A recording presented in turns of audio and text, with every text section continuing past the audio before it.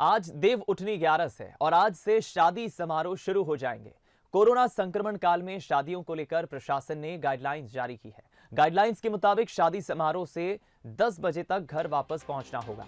इसके साथ ही चेकिंग के दौरान शादी कार्ड दिखाने की जरूरत नहीं है। निर्धारित समय में वापस आना होगा। रात में होने वाली रस्मों पर किसी भी तरह की कोई रोक नहीं लगाई गई। विवाह स्थल पर अधिकतम 30 लोग शामिल हो सकेंगे, तो वहीं बारात में 50 लोग जा सकेंगे। जिस घर में मेहमान आए हैं उन्हें सोशल डिस्टेंसिंग का पालन करना होगा। ये सुनिश्चित करना होगा कि सर्दी खांसी बुखार वाले लोग शादी समारोह में शामिल ना हो। शिकायत मिलने के बाद अगर गाइडलाइंस का उल्लंघन पाया जाता है तो कार्रवाई की जाएगी। मास्क के साथ ही सैनिटाइजेशन की व्यवस्था अनिवार्य होगी। शादी समारोह में काम करने वाले कर्मचारियों, श्रमिकों को उनके गतिविधियों के लिए कोई प्रतिबंध नहीं होगा। एसडीएम, तहसीलदार, संबंधित थाने के कर्मचारी मॉनिटरिंग करेंगे। नियमों का उल्लंघन पाए जाने पर कार्रवाई भी की जाएगी। देव उठनी 11 से आज शादी समारोह की आज से शुरुआत होने जा रही है और कोरोना काल चल रहा है। ऐसे में शादियां तो होगी, लेकिन बदले स्वरूप में, कुछ व्यवस्थाओं में, कुछ तरीकों में, तौर तरीकों में जरूर परिवर्तन हमें देखने को मिलेगा, क्योंकि शुभ मुहूर्त बहुत कम है, तारीखें बहुत कम हैं।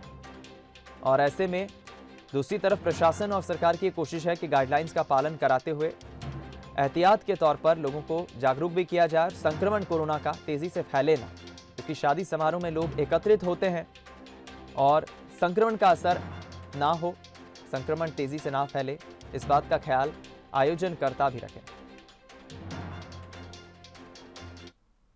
इस खबर पर ज्यादा बातचीत करने के लिए हम रुक करेंगे। वासु चौरे हमारे संवाददाता इस वक्त हमारे साथ लाइव जुड़ गए।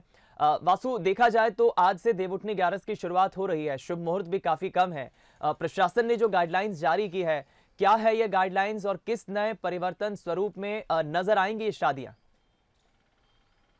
बिल्कुल दीपक, देखिए आपने ठीक कहा, देव उठनी 11 का आज त्यौहार है और आज से ही पूरे देश में जो शादियों का सीज़न है उसकी शुरुआत हो जाती है। हालांकि इस बार शादियों के कम मुहूर्त है, लेकिन कोविड-19 संक्रमण के चलते लंबे समय से जिन लोगों के घर शादियां थी उनके यहाँ शादियां टल रही थी, तो अब वो कोशिश में है कि जल्द से जल्द ये जो शादी समारोह है इनको निपटाया जाए। लेकिन इस सब के बीच कोरोना का संक्रमण है, जिसका विशेष ध्यान रखना बहुत ज़्यादा ज़रूरी है।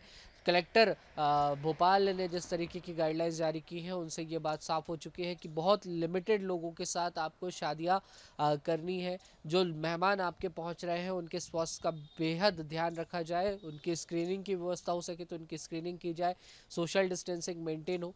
जो खाद्य पदार्थ यूज़ होते हैं, जो खाने की सामग्री बनती है, उनको बहुत एहतियात के साथ बनाया जाए। लोगों के बीच में जो संपर्क का एक दायरा रहता है उसमें जो ज़रूरी दूरी है वो भी बनी रहे दीपक। और इसके अलावा ये विशेष तौर पर हिदायत दी गई है कि जो एरिया है जहाँ पे शादी होनी है, मैरिज गार्डन है, उसकी क्षमता के आधे लोग ही वहाँ पर पहुँचे। फॉर एग्जांपल अगर 200 लोगों की क्षमता वाला मैरिज गार्डन है तो वहाँ पर 100 लोगों के साथ ही शादी का जो आयोजन है वो किया जाए। बारात में 50 से अधिक लोगों को जाने की अनुमति नहीं है। जो मेहमान शादी में पहुँचेंगे उन्हें रात 10 बजे के पहले अपने घरों तक पहुँचना होगा।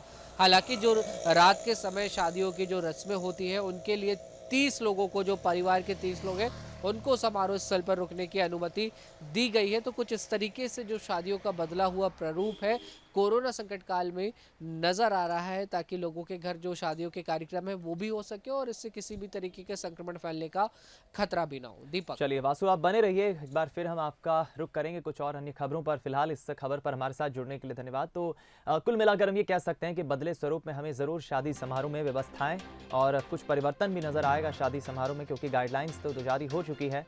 शादी हॉल में क्या व्यवस्थाएं रहेंगी, कितने लोग आ सकेंगे, किस बात का ख्याल रखना होगा, इन सभी बातों का उल्लेख गाइडलाइंस में किया गया है।